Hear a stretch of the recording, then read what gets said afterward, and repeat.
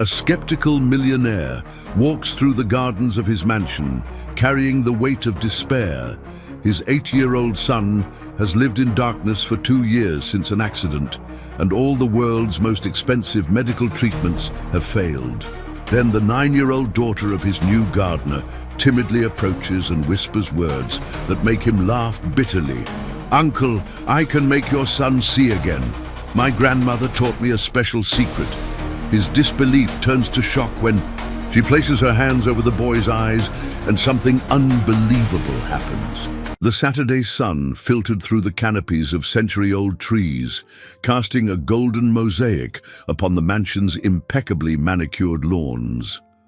Daniel Ashford walked slowly along the stone paths, his trembling hands clutching a medical report he had read dozens of times that morning. The specialist's words echoed in his mind like a cruel sentence. "There is nothing more we can do, Mr. Ashford.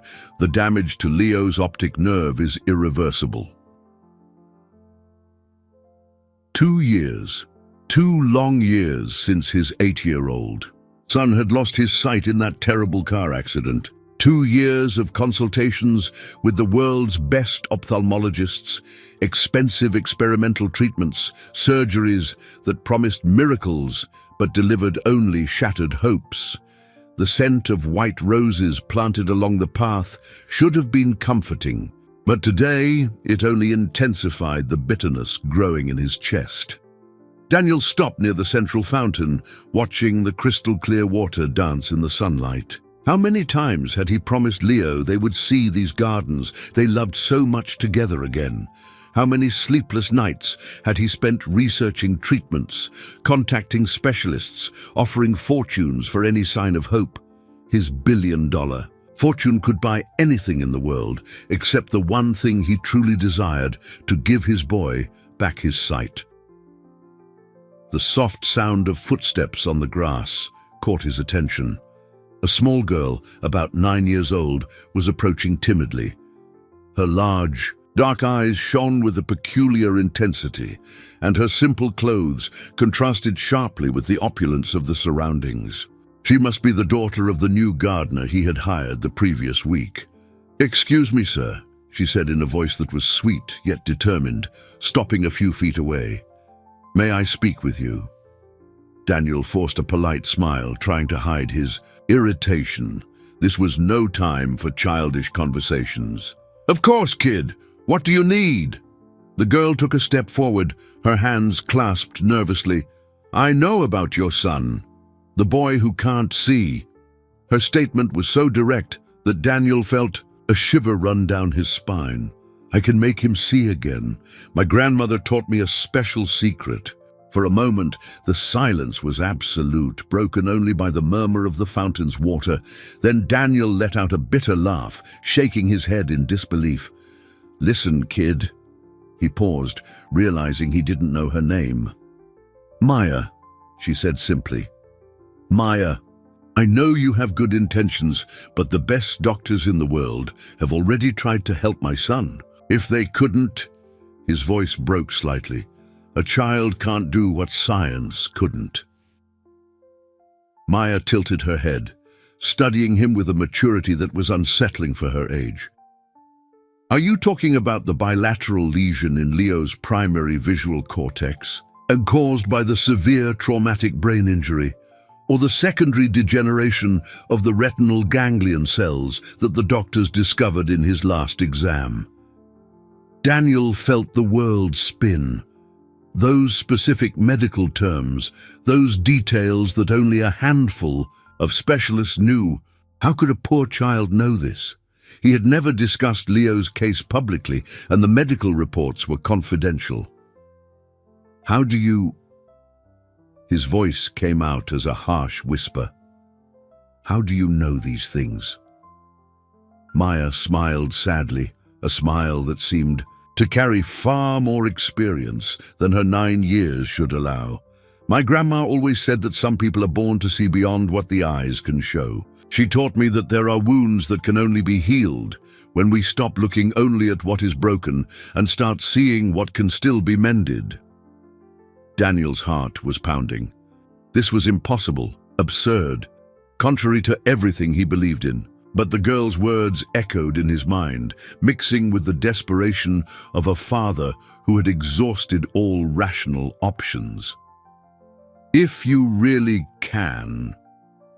He stopped, unable to finish the sentence, unable to allow hope to be reborn, only to be destroyed. Again, Maya extended a small hand toward him. "Let me meet Leo, sir. Let me show you that some miracles happen when we least expect them." Daniel looked at that outstretched hand, knowing that touching it meant opening the door to something his scientific mind could never accept.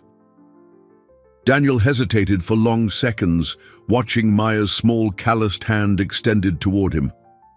Every fiber of his rational being screamed at him to refuse the absurd offer, but something deeper, a father's desperation, whispered that maybe, just maybe, it was worth a try. With a heavy sigh, he lightly touched the girl's fingers. The sensation was instant and unsettling. A wave of heat shot up his arm, accompanied by a strange tingling that spread throughout his body. Maya smiled with a wisdom that didn't match her childish features. "Leo is in his room right now," she said matter-of-factly, as if she'd known the household routine for years. "He's listening to classical music, trying to draw from memory the face of the mother he hasn't seen in so long." Daniel recoiled sharply, his heart racing. How could she possibly know exactly what his son was doing at that moment? He had left Leo less than an hour ago, in the exact circumstances the girl described. Have you been spying on my house?" The accusation came out harsher than he intended, but Maya just shook her head gently. "Sir, I don't need to spy to see what my heart already knows." Leo carries a sadness that goes beyond the darkness in his eyes. He feels your pain too, you... No, children always feel it when their parents are suffering. The simplicity of those words hit Daniel like a punch to the gut. For 2 years, he had tried so hard to appear strong in front of his son that he had perhaps forgotten to consider how his own despair might be affecting the boy. "May I meet him?" Maya asked softly. "I promise I won't do anything without your permission. I just want to feel what he's feeling." Against all his instincts, Daniel found himself nodding. They walked in silence along the path leading to the mansion, the girl observing everything with an almost reverent attention. Her simple clothes, a faded t-shirt and patched jeans, contrasted sharply with the Italian marble of the staircases and the imported stained glass windows that adorned the windows. Leo's room was on the second floor, overlooking the gardens he had loved so much before the accident. Daniel pushed the door open gently, finding his son exactly as Maya had described, sitting at his desk, headphones on, trying to draw with colored pastels on a sheet of paper. "Leo," he called softly, touching the boy's shoulder so as not to startle him. The boy removed his headphones, turning his face toward his father's voice. His eyes, once bright as stars, now seemed covered by an eternal fog. "Hi, Dad. I was trying to draw Mom, but..." He gestured in frustration at the paper, where uncoordinated lines formed only meaningless scribbles. "Leo, I want you to meet someone. This is Maya, the new gardener's daughter." Maya approached slowly, as if sensing that sudden movements might frighten the boy. "Hi, Leo. Can I sit here next to you?" Something in her voice made the boy smile for the first time in weeks. "Sure, you have a nice voice." "Your dad told me you like to draw," Maya said, sitting in the chair beside him. "Can I see what you are doing?" Leo handed her the paper, blushing slightly. "It's not very good. It's hard to draw when you can't see what you're doing." Maya studied the drawing for a long moment, running her fingers delicately over the lines. "You know what I see here? I see so much love. Every line you made was guided by your heart, not your eyes. That makes the drawing so much more special." "Really?" Leo's voice held a timid hope that Daniel hadn't heard in months. "Can I try something?" Maya asked, looking first at Leo, then at Daniel. It won't hurt, I promise. I just want to share a little of what I see with you." Daniel was about to protest when Leo nodded enthusiastically. "Please, it's been so long since I've seen colors." Maya placed her small hands over Leo's closed eyes, closing her own in concentration. For a moment, nothing happened. Then, the boy let out a muffled gasp of surprise. "Dad!" His trembling voice was filled with astonishment. "I'm seeing lights. Colored lights like someone lit candles in the dark." Daniel felt his legs go weak. This was impossible, completely, scientifically impossible. But his son's eyes were shining with an intensity he hadn't seen in 2 years, tears of joy streaming down his cheeks. "The colors are so beautiful, Dad. Blue like the sky I remembered, gold like the sun." Leo laughed through his tears, a pure, crystalline laugh that Daniel had forgotten existed. Maya gently removed her hands, and the darkness immediately returned to Leo's eyes.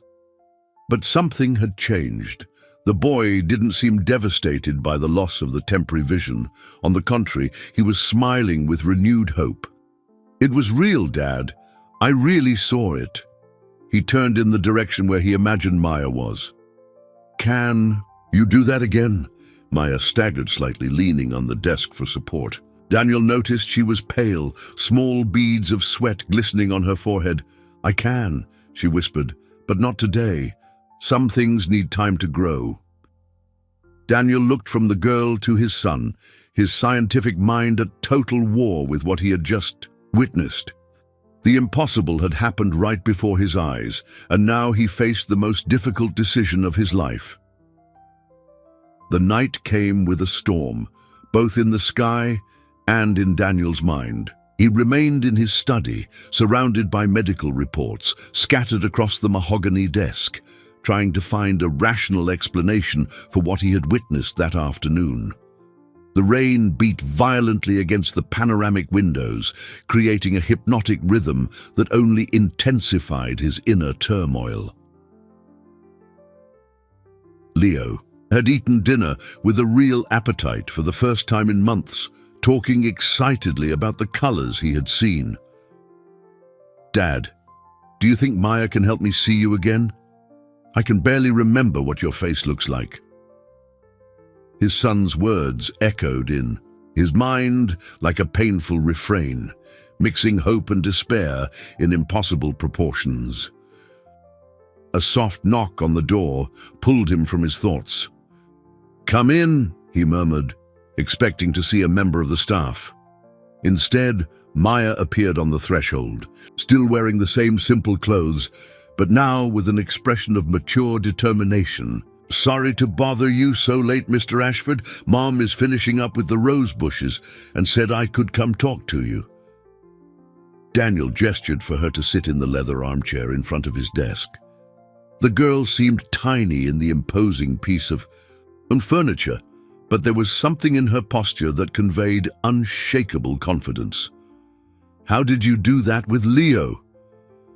The question came out more directly than he intended. Maya intertwined her fingers in her lap, carefully considering her words. "My grandma always said that some people are born with open doors between worlds. She taught me that there's an energy that connects all living things, especially when there's a lot of love involved." "Those are just pretty words, Maya. I need scientific explanations. How can a child do what doctors from Harvard couldn't?"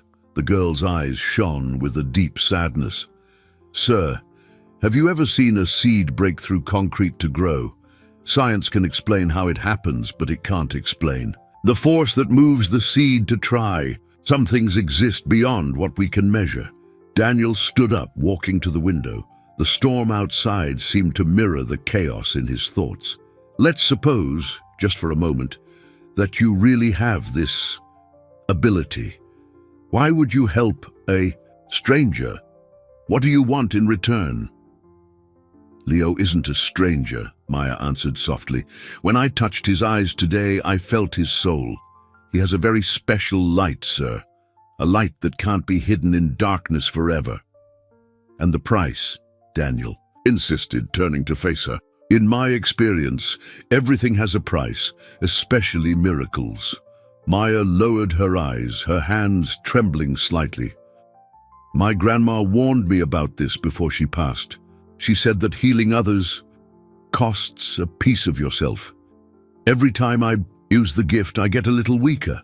But she also said that some things are worth any sacrifice.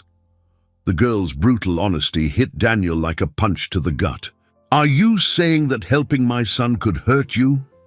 I don't know yet. I've never tried to heal something so deep, but I'm not afraid. She looked up, and Daniel saw in her eyes a courage that many adults didn't possess. I'm afraid of not trying and leaving Leo lost in the darkness forever. Daniel returned to his desk, sitting down heavily in his chair. This is insane. I'm a man of science, Maya. I built my fortune on facts, evidence, logic.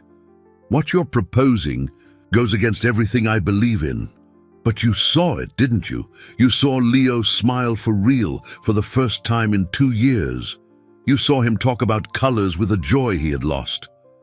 Maya leaned forward, her voice filled with urgency. Sometimes, sir, faith is just taking a step forward, even when you can't see where your feet will land. The silence stretched between them, broken only by the drumming of the rain. Daniel thought of the 2 years of suffering, the sleepless nights researching treatments, the millions spent on consultations that led nowhere. He thought of Leo's genuine smile that afternoon, the first real hope he'd seen in his son's eyes since the accident.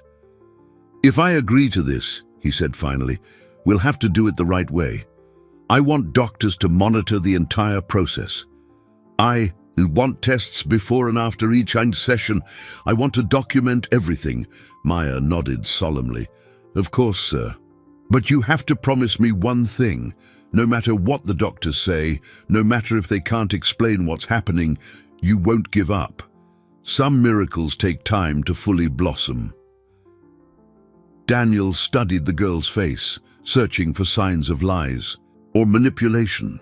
He found only a crystalline sincerity and a determination that moved him deeply. How long do you think it would take? 6 weeks, Maya answered without hesitation.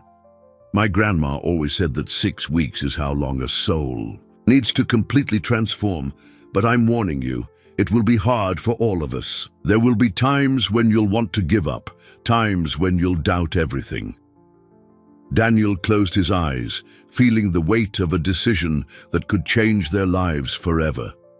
When he opened them, there was a steely resolution in his gaze. All right, Maya, we'll try, but on one condition. The moment I see this is hurting you or Leo, we stop immediately. Maya smiled, and for the first time since he had met her, Daniel saw in her the 9-year-old child she truly was. Thank you, sir.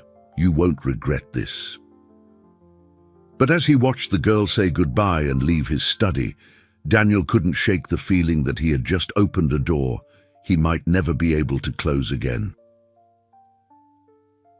The first week was an emotional roller coaster that tested every limit of Daniel's sanity. He had discreetly hired a private medical team led by Dr. Evelyn Reed, a renowned neurologist who had agreed to monitor the case under a strict non-disclosure agreement and for a substantial fee deposited into her account. Mr. Ashford, the doctor had said during their first meeting, I want to be clear that I do not believe in miracle cures. I'm here solely to document whatever is happening and ensure your son's safety. Daniel appreciated her brutal honesty, even as it mirrored his own internal conflicts. Now watching Maya place her small hands over Leo's closed eyes for the 5th time that week, he wondered if he had completely lost his mind. Today's session was taking place in the mansion's library, a room Leo had always associated with happy moments. Oak shelves stretched from floor to ceiling, filled with books the boy used to flip through before the accident. The soft afternoon light filtered through silk curtains, creating an almost mystical atmosphere. "Breathe deep, Leo," Maya whispered, her voice taking on an almost hypnotic tone. "Imagine you're diving into a pool of golden light. Feel the warmth surrounding your eyes, healing everything that's hurt." Daniel watched intently, taking detailed notes as he had promised. Over the past few days, he had noticed subtle but undeniable changes in Leo's behavior. The boy was sleeping better, his nightmares had decreased, and most importantly, he had started reacting to changes in the room's brightness. "Dad," Leo said suddenly without opening his eyes, "is someone turning the library lights on and off?" Daniel felt a shiver run down his spine. No one was touching the lights, but clouds outside were moving quickly, creating variations in the natural light coming through the window. How could Leo perceive that? Dr. Reed, observing silently from a corner of the room, made a quick note on her tablet. She had been skeptical from day one, but Daniel had noticed her expression gradually shifting from disdain to genuine scientific curiosity. "The colors are brighter today," Leo continued, his eyes still closed under Maya's hands. "It's like someone washed the world and made everything shinier." Maya smiled, but Daniel noticed she was visibly paler than at the start of the session. Small beads of sweat glistened on her forehead, and her hands trembled almost imperceptibly. When she finally removed her hands, she staggered slightly. "Are you okay?" Daniel asked, immediately standing up to steady the girl. "I am," she replied, but her voice was weaker than usual. It's like carrying something very heavy for a long time. I get tired, but it passes."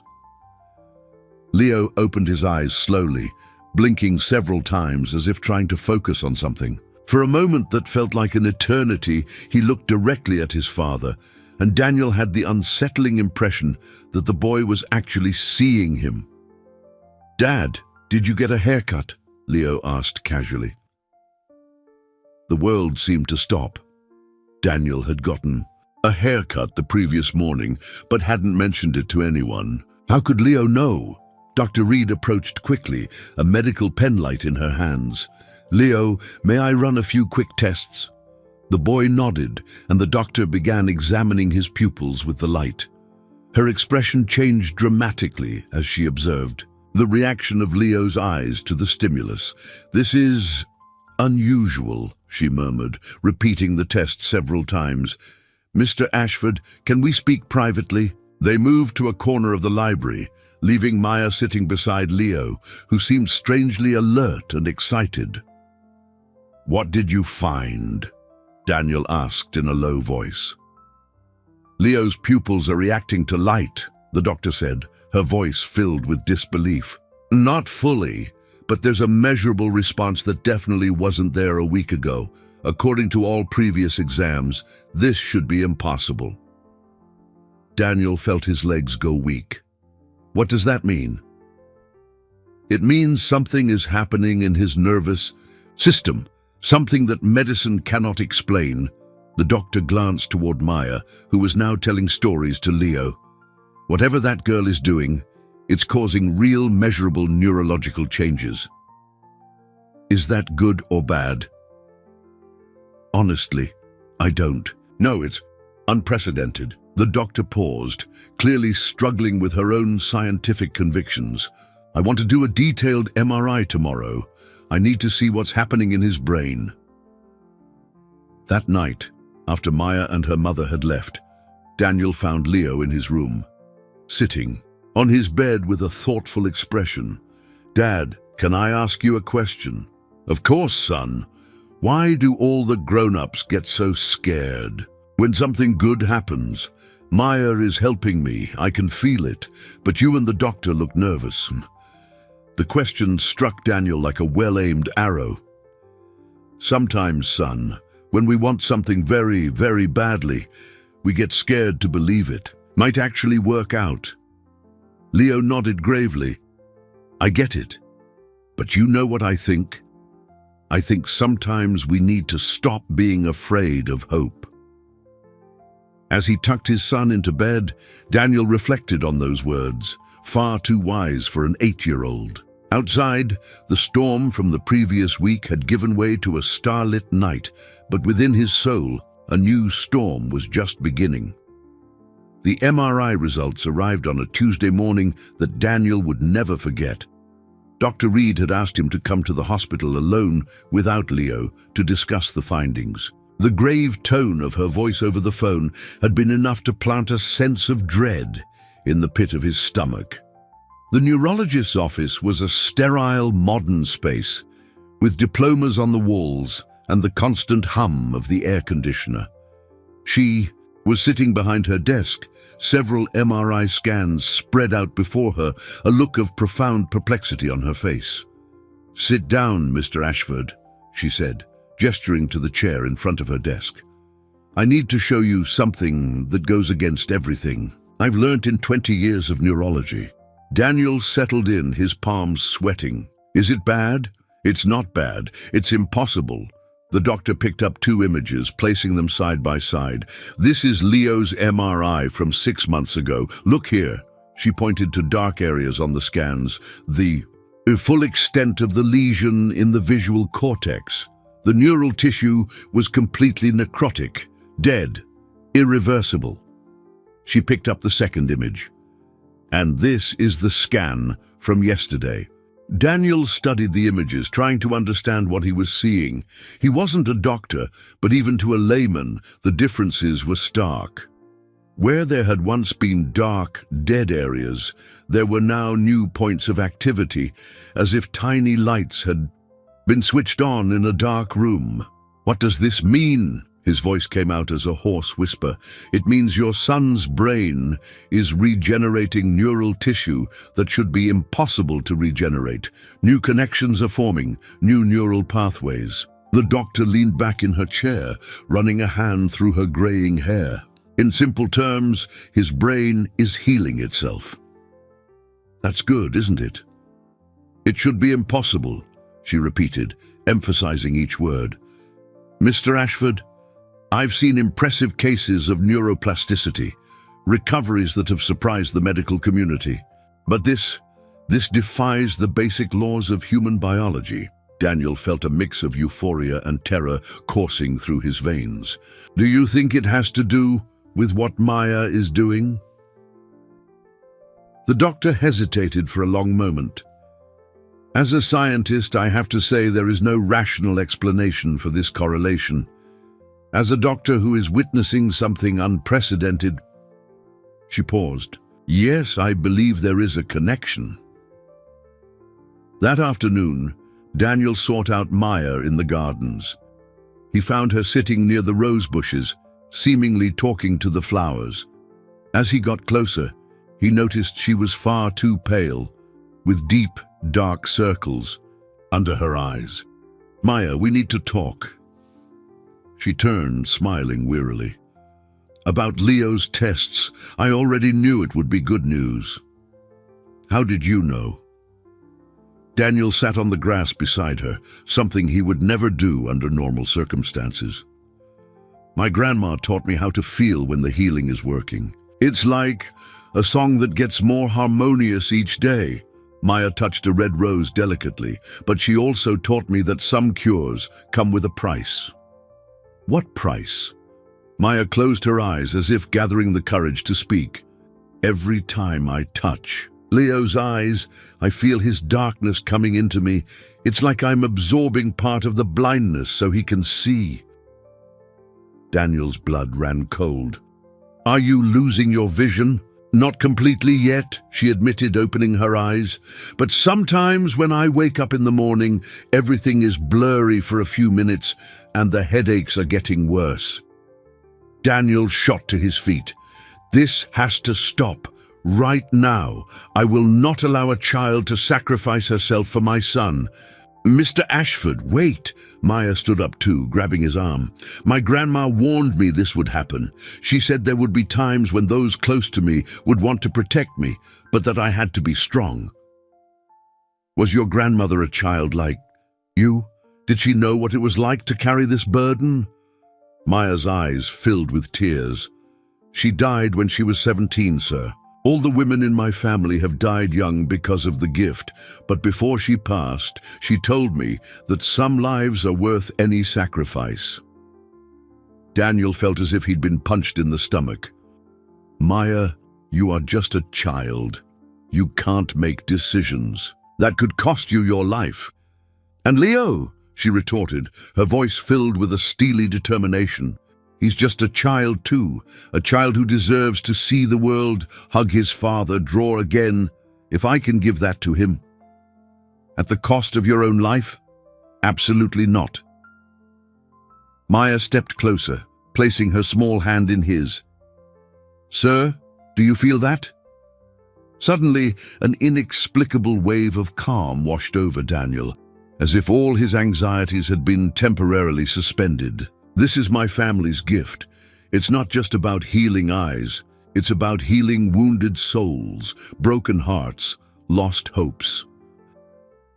That doesn't justify. It justifies everything, she interrupted him gently. Because when you truly heal someone, a part of that person gets to live inside you forever. I will carry the joy of Leo seeing again for the rest of my life, however short it may be.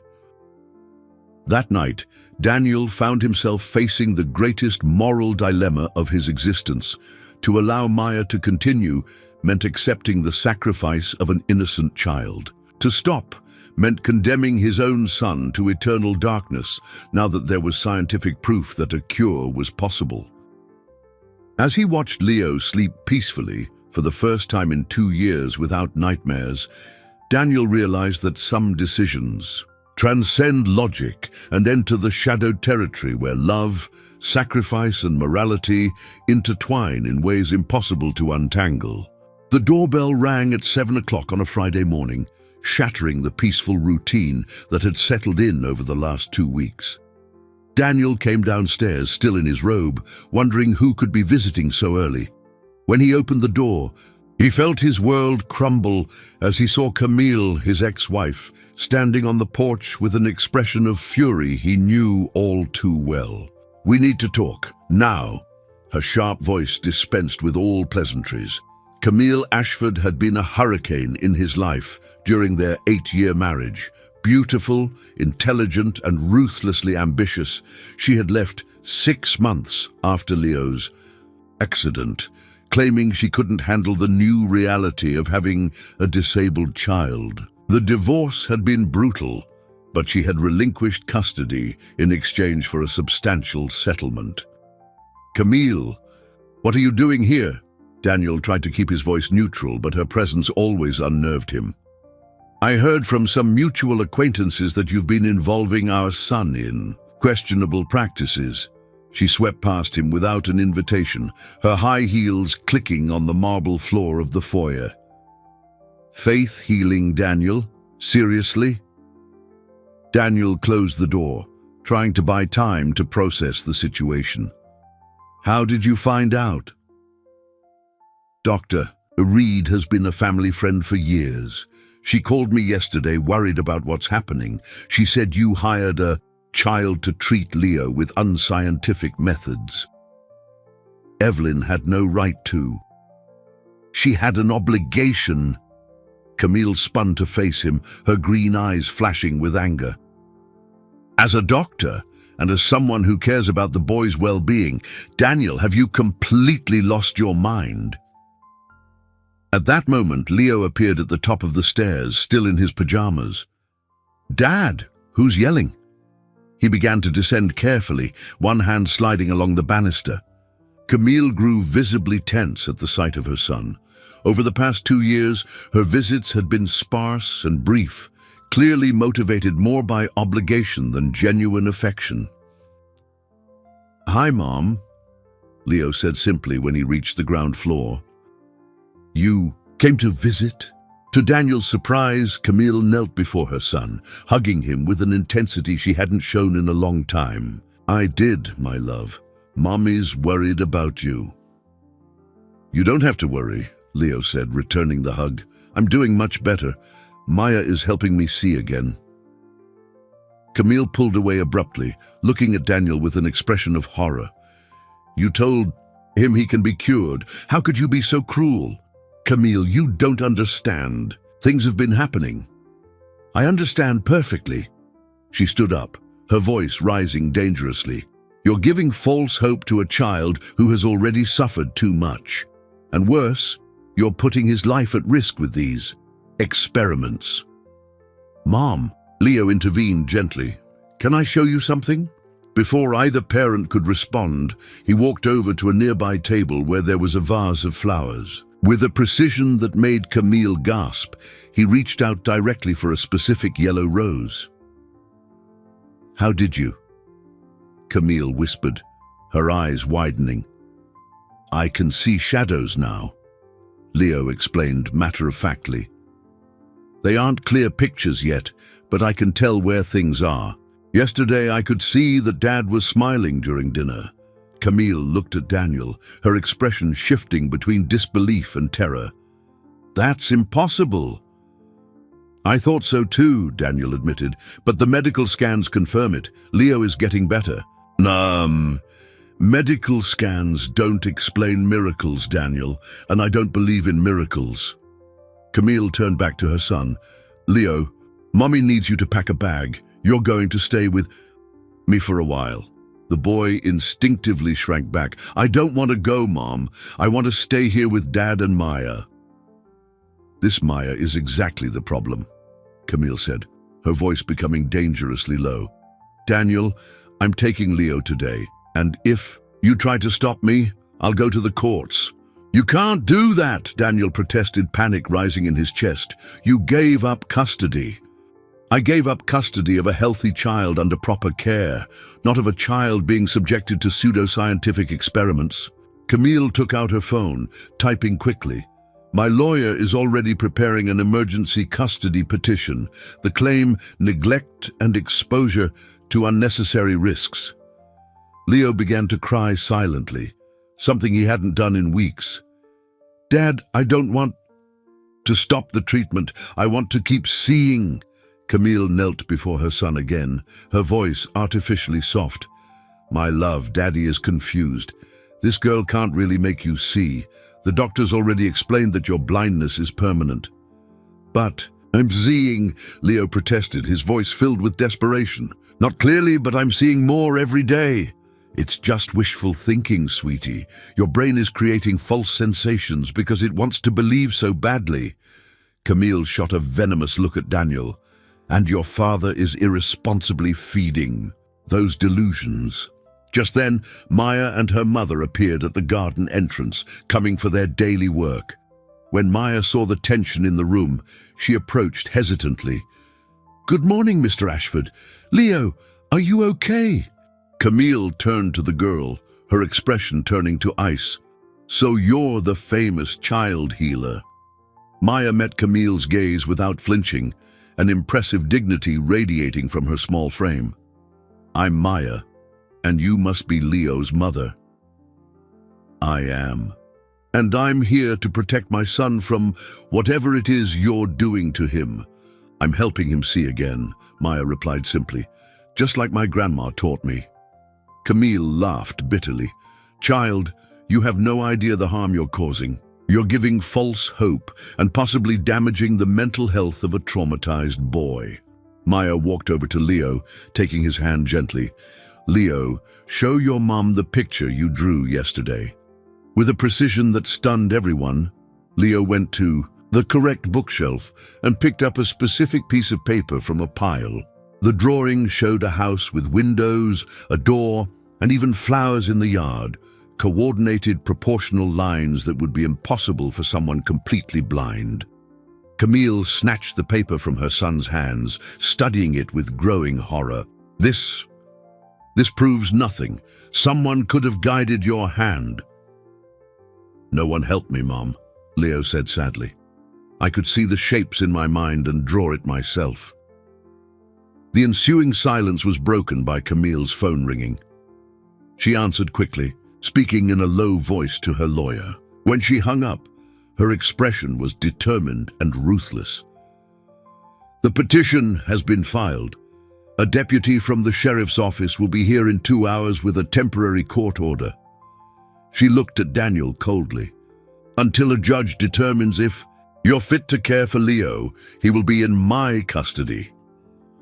Daniel felt the world collapsing around him, knowing he had 2 hours to find a solution or lose not only his son, but also the chance to complete the cure that was finally working. With only an hour left before the deputy's arrival, Daniel was in his office making desperate calls to lawyers, trying to find any legal loophole that could stop Camille from taking Leo. His hands trembled as he dialed numbers, the sense of helplessness growing with every "I can't help you" he received. That's when Maya entered without knocking, something she had never done before. Her face was as white as paper, but her eyes shone with a steely determination that made Daniel stop his phone call mid-sentence. "Mr. Ashford, I need to tell you something about my family. Something my grandma made me promise I would only reveal. If it was absolutely necessary." He hung up the phone, turning his full attention to the girl. "Maya, now is not the best time." It's the only time," she interrupted, closing the door behind her. "My grandmother didn't die because of the healing gift. She was murdered." Daniel felt a chill run down his spine. "What are you talking about?" Maya approached the desk, pulling a time-yellowed envelope from a small bag. 100 years ago, our family used to heal people in a small town back in the Appalachians. My great-great-grandmother, my great-grandmother, my grandmother, all of them. But some powerful people didn't like seeing the poor get healed for free. She opened the envelope, revealing old photographs and a handwritten journal. They spread. Rumors that we were witches, that we made pacts with devils. They convinced the authorities we were dangerous. One by one, the women in my family were eliminated. Daniel picked up one of the photographs, showing a young woman who had the same deep eyes as Maya. "Your grandmother escaped?" "She was just a child when they killed my great-grandmother. She ran away to the city, hid her powers, married my grandfather, and had my mother. But the gift always finds a way to show up in the family." Maya touched the journal delicately. "When I was born and started showing the abilities, she told me everything. She taught me not only how to heal, but also how to protect myself." "Protect yourself from what?" "From people like your ex-wife." Maya met his eyes. "People who are afraid of what they can't control or explain. People who would rather destroy a miracle than admit they were wrong." Daniel stood up, walking to the window. Outside, he could see Leo playing on the lawn with a joy he hadn't shown in 2 years, while Camille watched him with a growing look of unease. "What are you suggesting?" "That maybe it's time to use the resources you have to protect what really matters." Maya joined him at the window. "My grandma told me there would always come a time in my life when I'd have to choose between hiding or fighting for what's right." Before Daniel could answer, they heard raised voices from the garden. They rushed to the window and saw something that made both their blood run cold. Leo had tripped and fallen, but instead of getting up confused as he usually did, he crawled directly to where he had dropped a toy, picking it up with absolute precision. Camille was watching the whole thing in growing horror, her phone already in her hands, clearly filming the scene. "She's going to use that as evidence," Daniel muttered. "She'll say we're drugging Leo or creating some kind of illusion." "Or," Maya said softly, "we can give her a demonstration she can't deny or distort." "What are you talking about?" Maya turned to face him, and for the first time since he'd met her, Daniel saw real fear in her eyes. "I can give Leo his full sight today, right now, in front of his mother, in front of the cameras she's surely brought. I can make him see perfectly, in a way no skeptic could ever deny. What's the price?" "The rest of my vision, all at once, and probably," she swallowed hard, "probably my life." Daniel felt as if he'd been punched in the stomach. "Maya, no, never. I will not let you kill yourself for my son." "It wouldn't be suicide," she said with a frightening calmness. "It would be a choice. The choice to give everything I have to save someone I love." "You're a child. You can't make a decision like that." Maya smiled sadly. "Sir, 3 weeks ago you didn't believe I could heal anyone. Now you're telling me I can't decide about my own life?" At that moment, authoritative knocking on the main door echoed through the house. The deputy had arrived earlier than expected. "It's now or never," Maya said, taking Daniel's hand. "Trust me, one last time." Daniel looked into the girl's eyes, seeing a wisdom and courage that far surpassed her 9 years. Outside, he could hear Camille coming up the stairs with the deputy, their voices getting closer. In a few minutes, Leo would be taken away, and all hope for his cure would be lost forever. "If we do this," he said finally, "it has to be fully documented. Cameras, doctors, witnesses. There can be no doubt about what happened." Maya nodded solemnly. "Call Dr. Reed. Tell her it's a medical emergency. Ask her to bring all the equipment she can." As Daniel grabbed the phone with trembling hands, Maya headed for the door. "I'll go tell Leo to get ready. And sir?" She paused at the threshold without turning back. "Thank you for trusting me. My grandma always said that true courage isn't not being afraid. It's doing what's right even when you're terrified." When she left, Daniel realized he was about to witness and participate in something that would change not only their lives, but possibly his fundamental understanding of the boundaries between the possible and the impossible. And deep in his heart, a voice whispered that after this day, nothing in his life would ever be the same. 30 minutes later, the mansion's library had been transformed into a makeshift medical center. Dr. Reed had arrived with 2 fellow neurologists and portable monitoring equipment, responding to Daniel's urgent request. Security cameras had been positioned at multiple angles, and a notary public had been summoned to officially document the entire procedure. Camille watched it all with a mixture of outrage and growing disbelief. "Daniel, this is a circus. Do you really think this charade is going to impress a judge?"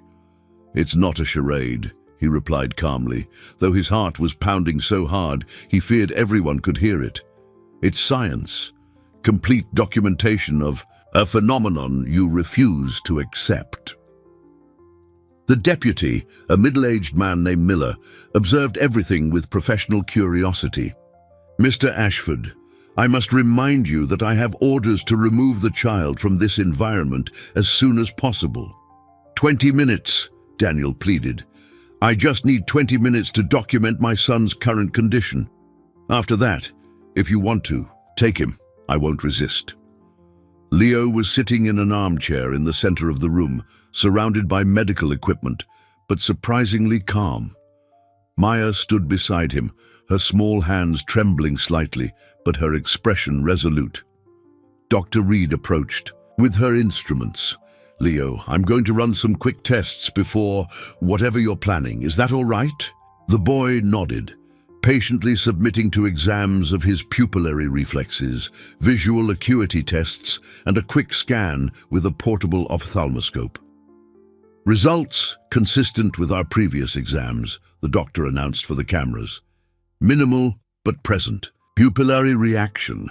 Ability to distinguish basic shadows and movements. This represents a significant improvement over the patient's initial state, but it is still far from normal vision." Camille crossed her arms, her expression skeptical. "Then you can stop this farce now." Maya stood up slowly, moving to the center of the room. Her voice, when she spoke, had a different quality, deeper, more resonant, as if echoing from a great distance. "Before I begin, I need everyone to understand what you are about to witness. This is not a trick, not hypnosis, not suggestion. What I'm about to do goes against the laws of modern medicine, but it obeys laws that are much older. She approached, Leo placing her hands gently over his closed eyes. My family carries a gift that has been passed down through generations. The gift of transferring life energy, of trading our strength for the healing of others. This is ridiculous, Camille muttered, but her voice was less convincing than she intended. Leo, Maya whispered, are you ready to see the world again? I am, he answered without hesitation. Maya closed her eyes and began to murmur in a language no one recognized, ancient words that seemed to make the air in the room vibrate. The medical equipment began beeping faster, registering changes in the heart rate and neural activity of both children. Then, something extraordinary began to happen. A soft light started to emanate from Maya's hands, so faint it could have been imagination, but visible enough for the cameras to capture. The temperature in the room rose by several degrees, and the air filled with a sweet scent reminiscent of wildflowers. My God, whispered one of the neurologists watching the monitors. The brain activity of both of them this is impossible. On the monitors, Leo's brainwaves showed spikes of activity in his visual cortex that should have been impossible given the state of his injuries. Simultaneously, Maya's brainwaves displayed erratic patterns, as if her own neural activity was being drained. Maya began to sway slightly, her face paling visibly. Small drops of blood started to trickle from her nose, but she didn't stop. Stop! This, Camille said suddenly, her voice laced with alarm. The girl is hurting herself. I can't stop, Maya replied with difficulty, her voice growing weaker. It's almost done. The light emanating from her hands intensified, becoming clearly visible to everyone in the room. The medical equipment began to beep frantically, registering physiological changes in both children that defied all medical logic. Leo let out a cry of surprise and joy. I can really see. Dad, I can see your face. Tears streamed down Daniel's cheeks as he watched his son look directly at him, clear focus and recognition in his eyes for the first time in 2 years. The colors are so vivid, Leo continued. Amazed. And you, Dad, you're crying, but you're smiling too. Maya, however, was collapsing. Her skin had taken on a deathly pallor, and she struggled to stay on her feet. The blood from her nose had increased, and her hands were shaking violently. Maya! Daniel moved to support her, but she gestured for him to stop. Not yet, she murmured. I have to complete it. With a final supernatural effort, she intensified her concentration. The light exploded in a flash that made everyone in the room instinctively shut their eyes. When the light dissipated, Maya crumpled to the floor, unconscious and breathing shallowly. But Leo was on his feet, looking around the room with eyes that shone with life and perfect vision. I can see everything, he whispered in reverence. Every detail, every color, it's like the world was born again. The silence that followed was broken only by the steady beeping of the medical equipment. Everyone in the room, skeptics and believers alike, stared at a child who had completely regained his sight through a process that science could not explain. Camille, with tears in her eyes, knelt beside her son. Leo, you can really see. I can, Mom, and you're even more beautiful than I remembered. But as the family was reunited, Maya lay motionless on the floor, having given everything she had to return the light to the eyes of a child she barely knew.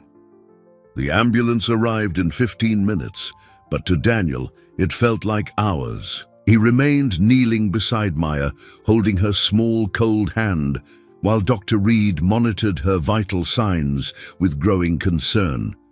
The girl's breathing was shallow and irregular, her lips taking on a bluish tinge that made his heart pound with terror. Pulse is weak and thready, the doctor murmured to her colleagues. Body temperature is dangerously low, signs of neurogenic shock. It's as if her entire nervous system is shutting down. Leo, still dazzled by his recovered sight, watched everything with an understanding that transcended his 8 years. "She gave a part of herself to me, didn't she?" His small voice was heavy with a devastating guilt. "Maya got hurt because of me." "It wasn't because of you, son," Daniel said softly, still holding Maya's hand. "It was because of love. She chose to do this because she loves you." Camille, visibly shaken by the events, approached hesitantly. The fierce skepticism she had displayed hours earlier had been replaced by a profound confusion and a growing fear. "Daniel, what just happened here? How is this possible?" Before he could answer, the paramedics entered the room, moving with professional efficiency. When they saw Maya, their expressions shifted to immediate alarm. Female, approximately 9 years old, unresponsive, vitals unstable. The team leader radioed as they prepped their equipment. "Possible poisoning or severe neurological trauma." "It's not poisoning," Dr. Reed intervened. "It's complex. I'll accompany you to the hospital and explain on the way." As they transferred Maya to the gurney, she briefly opened her eyes, searching for Daniel. When she found him, her lips moved in an almost inaudible whisper. "Take care of Leo. For me." "Maya, don't talk like that," Daniel said, his voice breaking. "You're going to be fine. We're going to take care of you." But the girl's eyes had already closed again, and the paramedics rushed her to the ambulance. Dr. Reed followed, promising to call as soon as she knew anything. The silence that followed in the library was deafening. Deputy Miller stared at the scene, his expression one of complete bewilderment. He had come to serve a routine custody order and had ended up witnessing something that defied his understanding of the world. "Mr. Ashford," he said finally, "I have to report what I witnessed here today. Honestly, I don't even know where to begin." Camille approached the deputy, but her entire demeanor had changed. "Deputy, I'd like to withdraw the custody petition." Everyone turned to look at her, stunned. She was holding Leo, who was seeing her clearly for the first time in 2 years. "Are you sure, ma'am?" the deputy asked. "According to my paperwork, you were very concerned about the child's welfare." Camille looked at her son, then at Daniel, her words coming with difficulty. "I was wrong, completely wrong. What happened here? I don't know how to explain it, but my son is healed. Truly healed." She paused, wiping away the tears streaming down her face, and a little girl sacrificed her own health to make it happen. Leo pulled away from his mother's embrace, walking to the window where he could see the ambulance pulling away. "I want to go to the hospital," he said with determination. "I want to be with Maya." "Son, maybe it's better." "Dad," Leo interrupted, turning with eyes that shone with resolution. "She gave me my eyes. It's the least I can do." An hour later, the family was in the hospital waiting room, an unlikely reunion that would have been unthinkable that morning. Camille had cancelled all her appointments and called her lawyer to permanently withdraw the custody petition. Leo was drawing in a notebook, something he hadn't done in 2 years, but his eyes constantly darted to the door where the doctors had taken Maya. Maya's mother, Rosa, arrived in tears after receiving the call. She was a simple, fragile-looking woman who seemed to carry the weight of the world on her shoulders. When she saw Daniel, her eyes filled with a mixture of gratitude and pain. "She always knew this would happen," Rosa said between sobs. "Ever since she was little, she'd say that one day she would give her light to someone special. I tried to convince her not to use the gift, to live a normal life, but she said she couldn't ignore who she really was." "Rosa, I am so sorry," Daniel began, but she shook her head. "Don't be. She chose this, just like my mother chose, and My grandmother before her. It's the fate of the women in our family." She looked at Leo, who was watching the conversation intently. "But now I understand why. Look at that boy. Look at the joy in his eyes." Dr. Reed appeared at the door to the waiting room, her grave expression making everyone stand up immediately. "How is she?" Daniel asked, his heart in his throat. "Stable, but critical.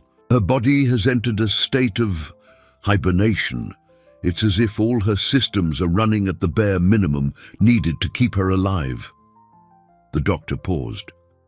"Honestly, I've never seen anything like it.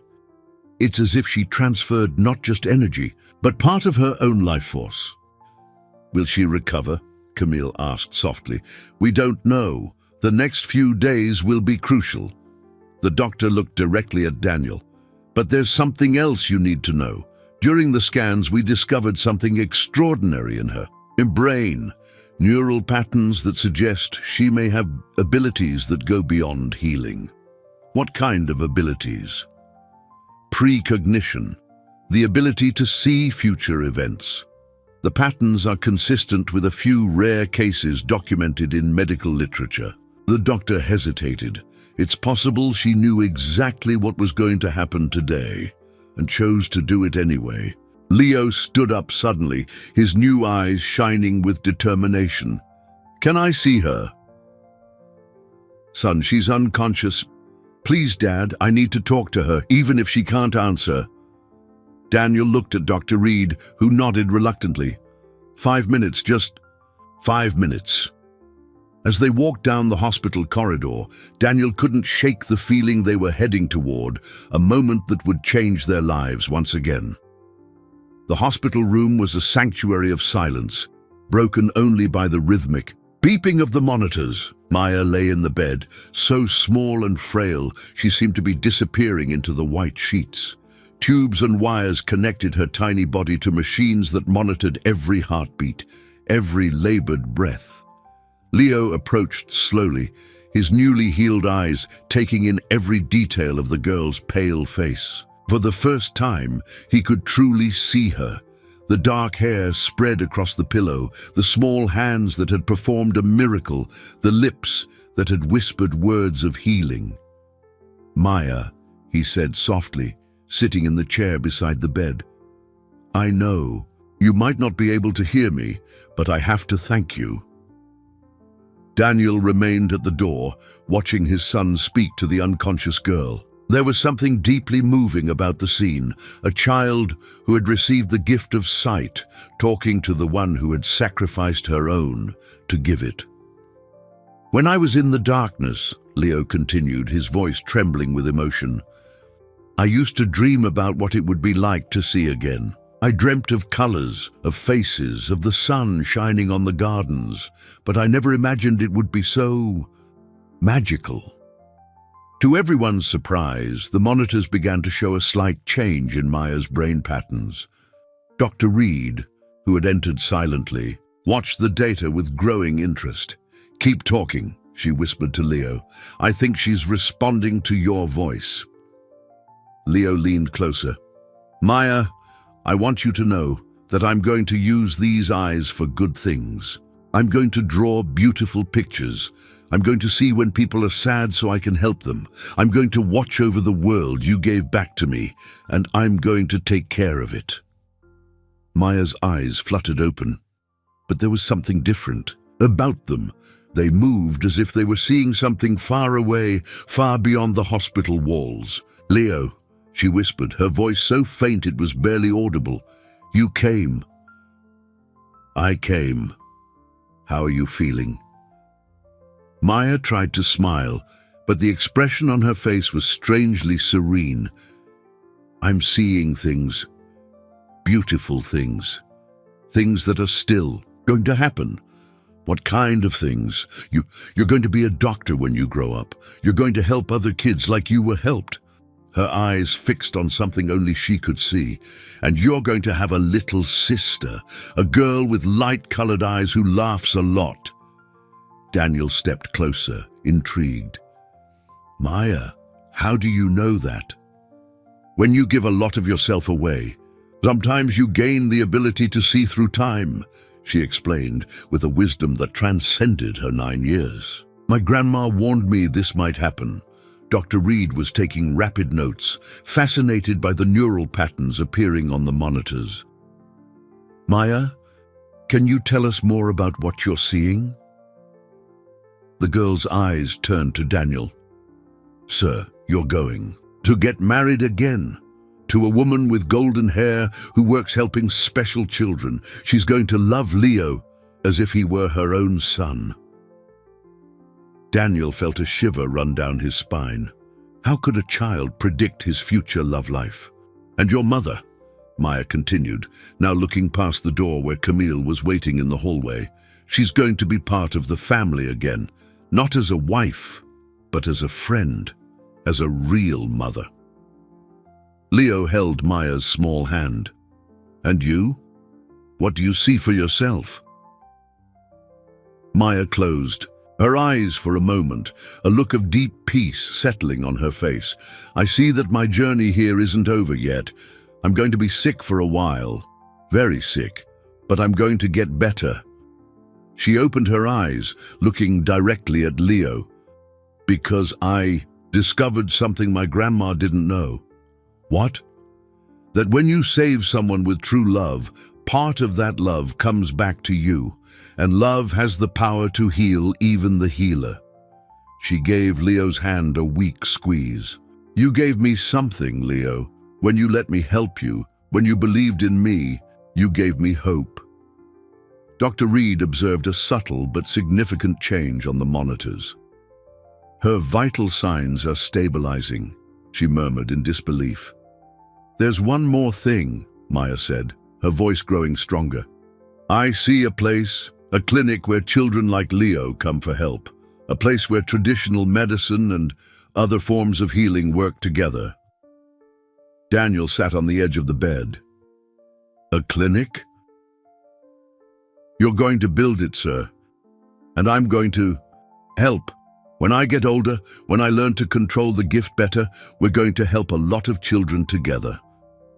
Maya smiled, and for the first time since the ritual, she truly looked like the 9-year-old girl she was. But first, you're going to teach me how to read all those books in your library. Leo laughed, tears of joy streaming down his face. You want to learn to read? I want to learn everything. Math, science, history. My grandma always said that. Knowledge is another kind of power. And if I'm going to help people, I need to be smart, not just special. At that moment, Camille appeared at the door, hesitant. May I come in? Maya beckoned for her to approach. Of course, Miss Camille. I know you were scared today. Camille came closer, clearly still processing everything she had witnessed. Maya, I am so sorry I ever doubted you, for trying to take you away from Leo. You were protecting your son. Any mother would do the same. Maya extended a weak hand toward Camille. But now you know that sometimes the most impossible things are the truest. Camille took the girl's hand, surprised by the feeling of warmth and peace that touched her. How can I ever thank you for what you did? By being a real family. All of you together. Leo needs that to grow up strong and happy. Maya looked at each of the adults. And I'm going to need a family too, to learn how to live with this gift without getting lost in it. As they stood there, united around the hospital bed, Daniel realized that Maya had done more than return. His son's sight. She had shown them all a new way of seeing each other, a new possibility for a family built not just on blood, but on love, sacrifice, and shared hope. Outside, the sun was beginning to set, painting the sky with colors that Leo could see perfectly, colors he would never again take for granted. 3 weeks after the miracle in the library, the Ashford mansion had transformed into something else, entirely. Maya was recovering slowly, spending her days between the hospital and the house, where a room had been specially prepared for her on the same floor as Leo's. The friendship between the two children had blossomed in a way that surprised all the adults around them. But with Maya's recovery, something unexpected was happening. Leo hadn't just regained his sight, he was developing abilities that went far beyond the normal. "Dad," he said one Thursday morning as they had breakfast together on the veranda, "that lady with the grey hair who's coming to visit Maya today. She's very sad on the inside." Daniel stopped drinking his coffee. "What lady, son?" "The one who's going to arrive at 10:30. She drives a blue car, and she's worried about her grandson who lives far away." Leo said this with the same casualness he might talk about the weather. At 10:30 on the dot, a grey-haired woman arrived driving a blue car, looking for Maya. It was Mrs. Gable, a neighbor who had heard rumors about the girl's abilities and had come seeking help for a grandson suffering from depression in another state. Dr. Reed, who now visited regularly to monitor both children, observed these manifestations with scientific fascination and a growing conviction that she was witnessing something unprecedented in medical literature. Leo's neural pathways didn't just regenerate, she explained to Daniel during a private consultation. They expanded. It's as if the healing process awakened dormant areas of his brain. Is that dangerous? Honestly, we don't know. But so far, all the signs are positive. He's more intelligent, more empathetic, more connected to the world around him. Maya, for her part, was learning to control her own expanded gifts. The visions of the future came more frequently now, but she was developing the ability to direct them, to seek specific information rather than just passively receiving. It's like learning to use a new muscle, she explained to Leo as they studied together in the library. At first it hurts, and you can't control it, but with practice, it gets easier. Maya's education had become a priority for Daniel. He had hired private tutors and was determined to ensure she had every educational opportunity her remarkable intelligence deserved. The girl absorbed knowledge with astonishing speed, as if she were making up for years of lost formal schooling. One afternoon, while they were studying advanced mathematics, a subject Maya had mastered in just 2 weeks, Leo asked a question that would change the course of their lives. "Maya, can you see other children who need help?" She closed the book, considering the question carefully. "I can. I see a lot of them. Why do you ask?" "Because I keep thinking, if the two of us could do this, if we made the impossible happen, maybe we can help other kids too."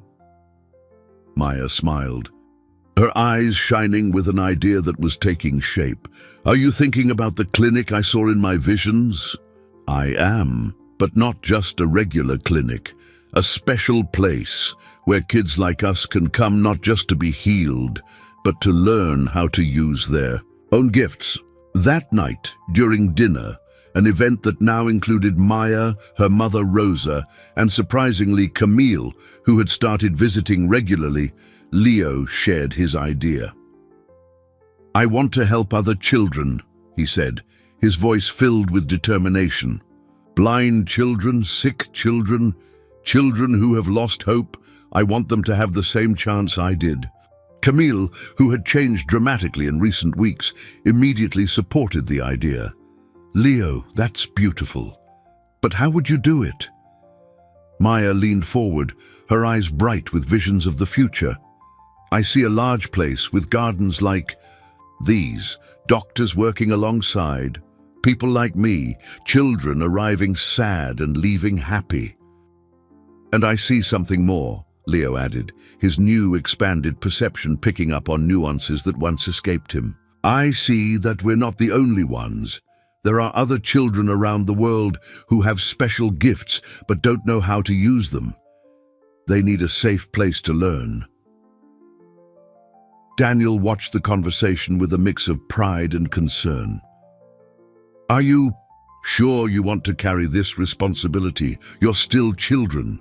Dad, Leo said softly, when Maya gave me my sight back, she didn't just give me my eyes. She gave me a purpose. I know I was born for this. Maya nodded.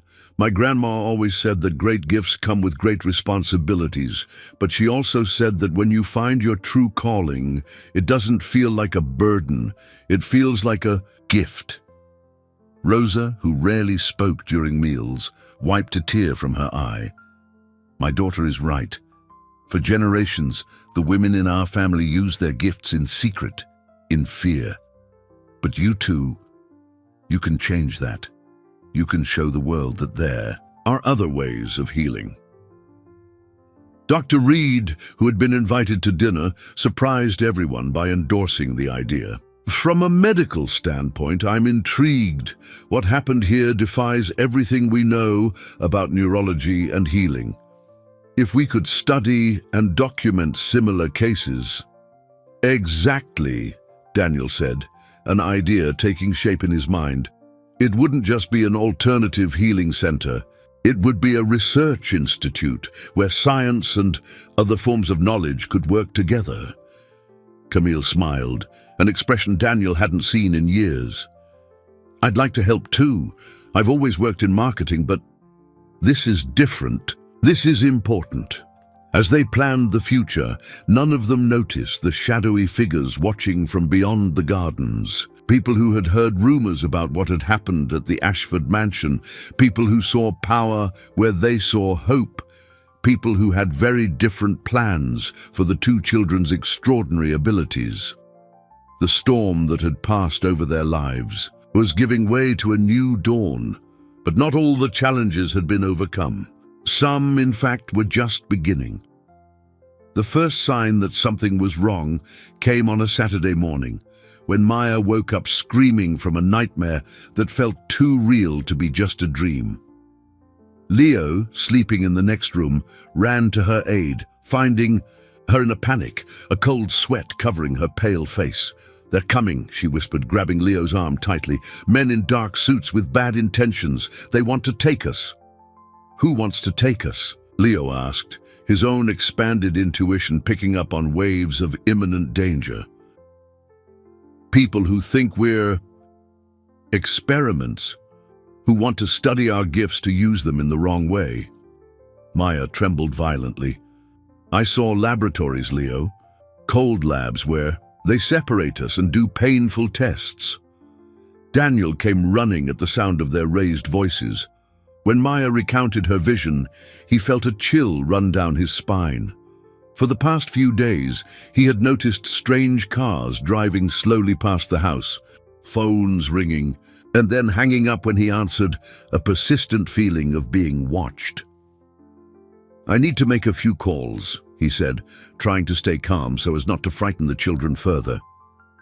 Over the course of the morning, Daniel discovered his suspicions were correct. A contact in corporate security confirmed that discreet inquiries were being made about his family. Unnamed government agencies, private genetic research labs, even foreign organizations were showing interest in the anomalous events that had occurred on his property.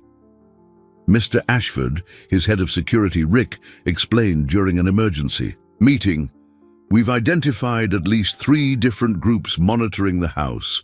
One appears to be governmental, another corporate, and the third, well, we can't identify them." The situation became critical when Dr. Reed called, clearly flustered. "Daniel, I need to warn you about something. I was approached by representatives of an organization calling itself the Institute for Advanced Research. They wanted all the medical data on the children and offered a substantial sum. And you?" I obviously refused and handed nothing over, but they didn't seem to take no for an answer. They mentioned they had ways of obtaining the necessary cooperation. That afternoon, as the children studied in the library under the protection of increased security, Daniel received a call that made his blood run cold.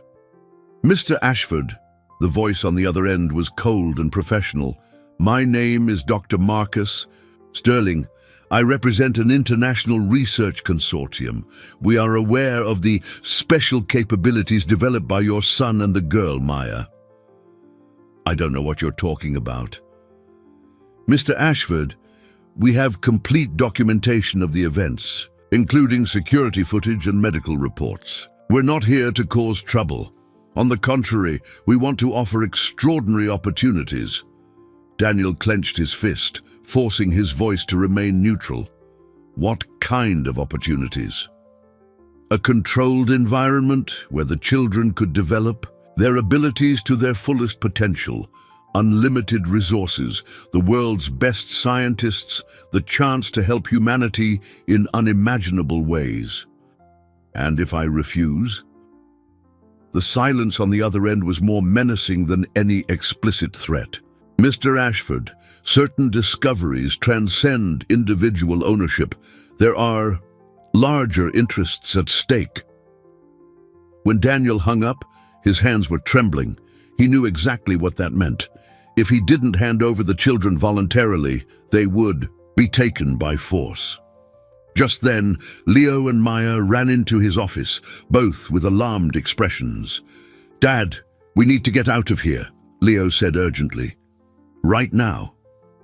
"How do you know?" Maya answered in a tense voice. "I see cars coming. A lot of cars in less than an hour. And I feel it," Leo added.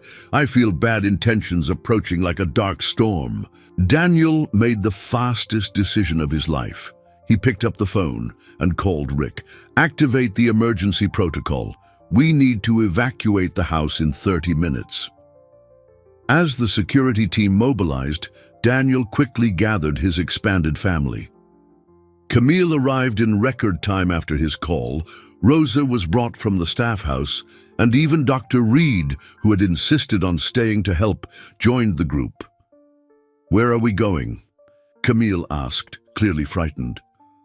"I have a safe house upstate," Daniel explained quickly, "a place I bought years ago as a retreat, completely off the grid." Maya, who had been silent during the preparations, suddenly grabbed Daniel's arm. "Sir, in my visions, I see that we can't run forever. They'll keep chasing us until they get what they want. Then what do? We need allies, powerful people who can protect us." Her eyes fixed on something distant. "I see journalists, cameras, light, a lot of light." Leo nodded, understanding. "Immediately. She's right. If we make our story public, it will be harder for them to take us in secret." "Are you sure?" "Once this goes public, your lives will never be private again." The two children looked at each other, a silent communication passing between them. Finally, Maya spoke. "We would rather live in the light than die in the darkness." As the final preparations were made, Daniel called his contacts in the media. If they were going to make the story public, they would do it the right way, telling their own version before others could twist the facts.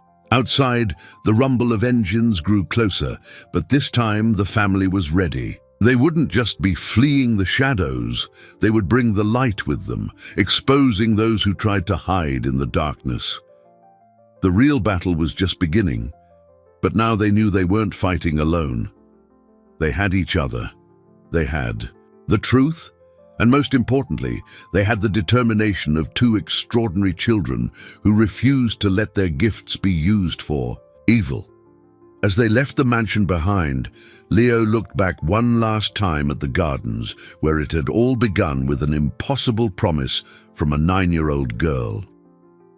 Now, 6 weeks later, that promise had grown into something much larger. A mission to protect not only their own gifts, but the hope of all the special children who had yet to discover their own extraordinary capabilities. The safe house upstate was a modest but comfortable refuge, hidden among rolling green hills a couple of hours from the city. Daniel had bought the property years ago as a personal retreat, never imagining it would one day serve as a sanctuary for his expanded family and two children with extraordinary gifts. For the 3 days that followed their escape, the house was transformed into a command center. Investigative journalists, human rights lawyers, and even a few influential politicians were discreetly contacted. The strategy was clear: expose the truth so completely and convincingly that any attempt to silence them or take them by force would become an international public scandal.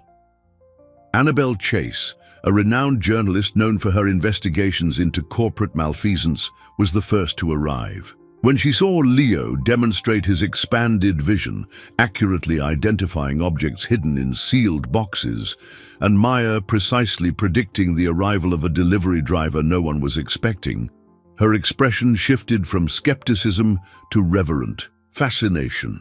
"In 20 years of journalism, I have never seen anything like this," she admitted, adjusting her cameras to document everything. "Do you have any idea the magnitude of what this represents?" "We do," Maya answered with her characteristic wisdom. "That's why we need to protect not just ourselves, but other children who might have similar gifts."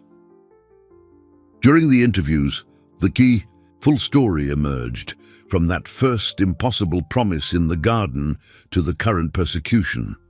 Dr. Reed provided all the medical documentation, scientifically proving the impossible neurological changes she had witnessed. Rosa told the family story of generations-long persecution, and Camille offered her perspective as a skeptical mother who had witnessed a miracle.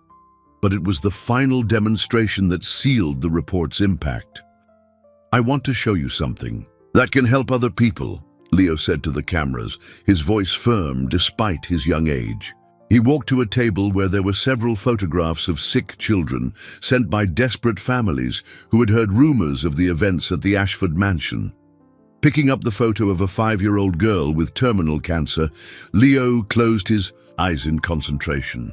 She's at St. John's Hospital, room 407. The doctors think there's no hope left, but..." He opened his eyes, which shone with a special light. "There's a new experimental treatment that arrived at the hospital yesterday. If the family asks to speak with Dr. Robert Evans, he can get her into the program." Annabelle immediately verified the information by phone. Dr. Robert Evans did indeed exist, had arrived at the hospital the day before with a new experimental protocol, and the girl from the photo was in the exact room, 407. "How did you know that?" Annabelle asked, her voice trembling with emotion. "When you really want to help someone," Maya explained, "the universe conspires to show you the way."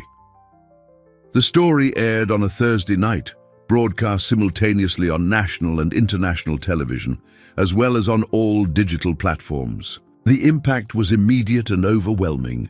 Within hours, Chunk Special Kids and Chunk Real Miracle were trending worldwide.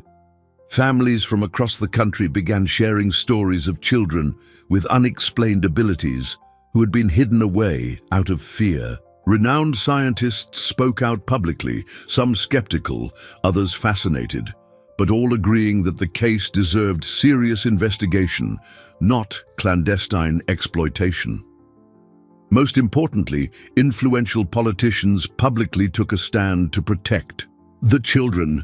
Senator Morrison, known for her advocacy for children's rights, announced she was drafting specific legislation to protect children with special abilities from exploitation by private or government organizations.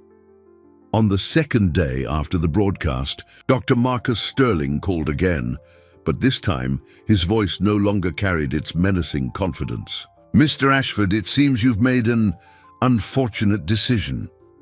"On the contrary, Doctor, we made the only decision possible. The light of truth is always preferable to the shadows of exploitation. This isn't over." "You're right. It's just beginning. But now it's beginning on our terms." When Daniel hung up, he found Leo and Maya on the porch, watching the sunset over the hills. The peace on their faces contrasted dramatically with the tension of the past few days. "How do you feel?" he asked, sitting between them. "Free," Leo answered simply. "For the first time since I got my sight back, I feel truly free." Maya nodded. "And hopeful. I see so many children who won't have to hide anymore. So many families who won't have to be afraid." That night, news arrived that confirmed their most optimistic hopes. The family of the girl with cancer had successfully enrolled her in the experimental treatment. Dozens of other families had sought medical help based on information Leo had provided about their children, and the initial results were promising. Even more significantly, children from all over the country were coming forward, revealing abilities they had hidden for years. A 10-year-old girl in Austin, Texas, who could heal minor wounds with her touch. A 12-year-old boy in Portland, Oregon, who could predict earthquakes days in advance. An 8-year-old child in Chicago who could communicate with injured animals. "It's like we gave everyone permission to be who they really are," Maya observed, reading from the hundreds of letters that were arriving daily. Camille, who had spent the last few days coordinating the media response, joined them with a radiant expression. "I have some news. 3 major universities have offered partnerships to create the institute you dreamed of, and a philanthropic billionaire has offered full funding for the first 5 years. Daniel smiled, feeling a peace he hadn't experienced in a long time. "It seems our journey is really just beginning." "And this time," Leo said, taking Maya's hand, "we won't be walking alone. We'll be walking with all the special children of the world, showing them that different doesn't mean dangerous, and that some gifts are meant to be shared, not hidden." As the first stars appeared in the sky, the family knew they had won the first battle in a much larger war, but they also knew that united by the truth and protected by the public light, they were ready for any challenge the future might bring. 1 year after that sunny Saturday that changed their lives forever, Daniel walked through the grounds of a property much larger than his old mansion. The Hope Institute, as it had been named, occupied a 50-acre property in the Hudson Valley, with therapeutic gardens, integrated research labs, adaptive classrooms, and most importantly, an environment where special children could flourish without fear. The morning was particularly beautiful, the golden sun filtering through trees he and Leo had planted together on the first day of construction. In the distance, he could hear the laughter of children playing in the gardens, a sound he never tired of hearing. "Dad!" Leo's voice echoed across the lawn, interrupting his thoughts. The boy ran toward him, followed closely by a golden-haired girl Daniel recognized as Sophia, one of the first children to arrive at the Institute. At 7 years old, she had been abandoned by her parents when her telepathic abilities began to manifest. "Guess what?" Leo said, stopping before his father with his eyes shining with joy. Sophia was able to talk to her parents today. Maya helped her control her gift better, and now she can send positive thoughts instead of just reading people's emotions. Sophia nodded shyly, but her smile was radiant.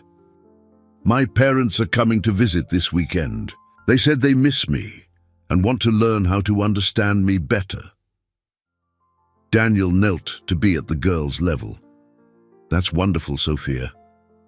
I'm sure it will be a beautiful reunion." As the children ran back to their activities, Daniel continued his walk until he reached the heart of the Institute, a central pavilion of glass and wood where Maya was working with a group of teenagers, teaching them healing techniques that combined their natural gifts with traditional medical knowledge.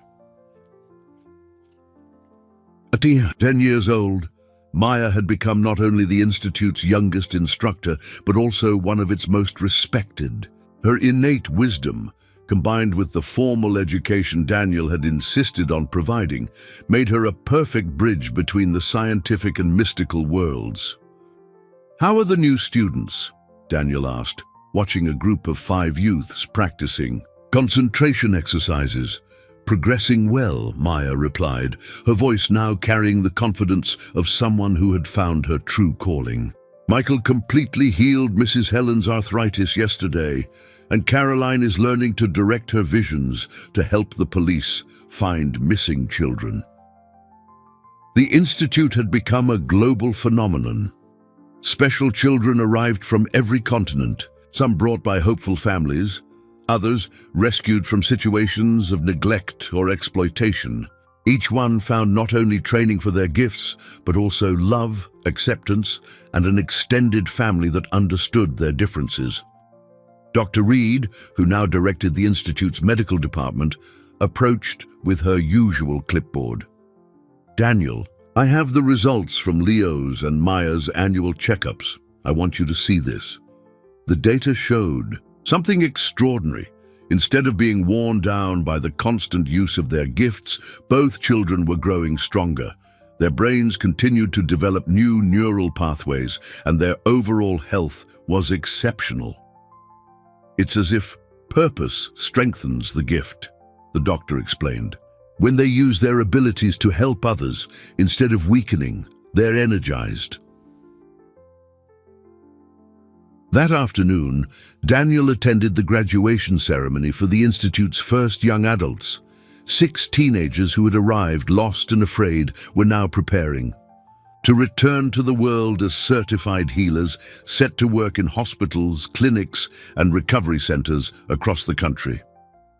During the ceremony, Camille, who now directed the Institute's Communications and Family Relations Department, gave a moving speech about the journey of transformation they had all experienced.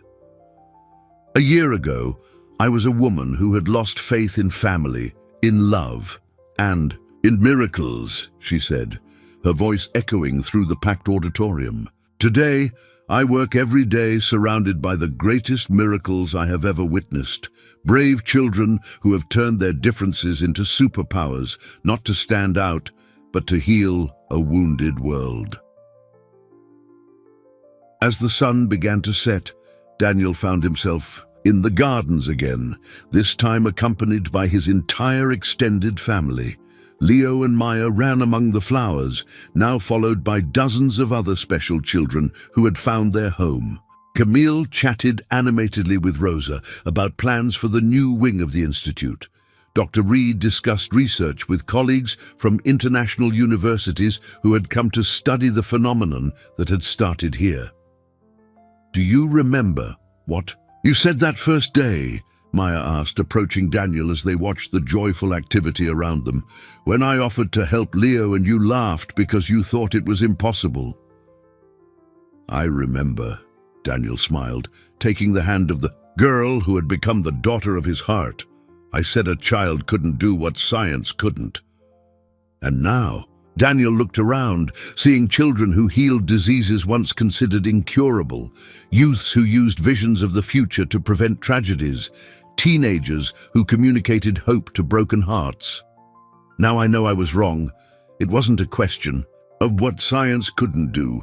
It was a question of what love made possible." Leo joined them, his eyes now brighter than ever, reflecting the golden light of the sunset. "Maya, can you see what it will be like 10 years from now?" Maya closed her eyes for a moment, smiling with a deep sense of peace.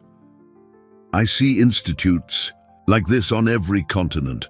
I see a generation of special children growing up without fear, using their gifts to make the world more beautiful. And I see," she opened her eyes, looking directly at Daniel, "I see that our family will keep growing, because there are still so many lost children who need to find their way home." As the first stars appeared in the sky, Daniel reflected on the extraordinary journey that had begun with an impossible promise whispered by a 9-year-old girl. That promise had become a reality in a way that transcended his most optimistic expectations.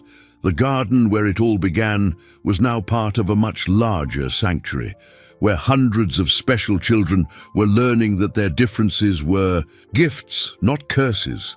The lonely mansion had been transformed into a vibrant community of healing and hope.